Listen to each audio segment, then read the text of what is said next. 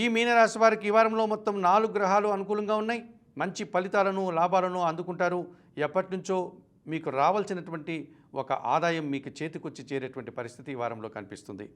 పంచమములో గురువు సంచరిస్తున్నాడు. మీ ఆలోచనలు కలిసి వస్తాయి. సంతానం విషయంలో శుభవార్తను మీరు వింటారు.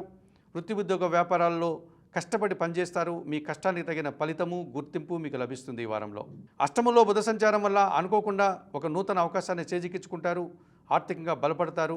కుటుంబం కోసం నూతన వస్తువులు కొనుగోలు చేసి సంతోషిస్తారు. భాగ్యంలో శుక్ర సంచారం వల్ల స్త్రీజన సహకారం పుష్కలంగా ఉంటుంది. స్త్రీలతో కలిసి వృత్తి ఉద్యోగ వ్యాపారాల్లో బాగా రాణిస్తారు. విందు వినోదాల్లో పాల్గొంటారు.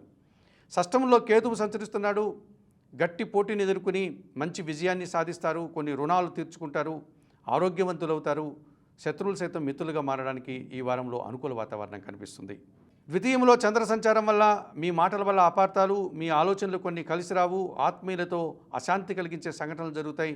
ఈ రకంగా మీరు నిరాశగా ఉండేటువంటి వాతావరణం కనిపిస్తుంది. ఈ రాశి వారికి ఈ వారంలో ఆది, సోమ, బుధ, గురువారాలు అనుకూలంగా ఉన్నాయి. దానాలు ఇచ్చేటువంటి క్రమంలో సోమవారం రోజు మీ కుటుంబంలో పనిచేసే పనివారి కోసం బియ్యం దానం చేయండి. స్తోత్రపారాయణ విషయంలో లలితా సహస్రనామ స్తోత్రాన్ని ప్రతినిత్యం చదువుకోండి. ఆలయ సందర్శన కార్యక్రమంలో భాగంగా మీరు లలితాదేవిని సందర్శించి నమస్కరించుకోవడం వల్ల మరింతగా మంచి ఫలితాలను అందుకోగలుగుతారు.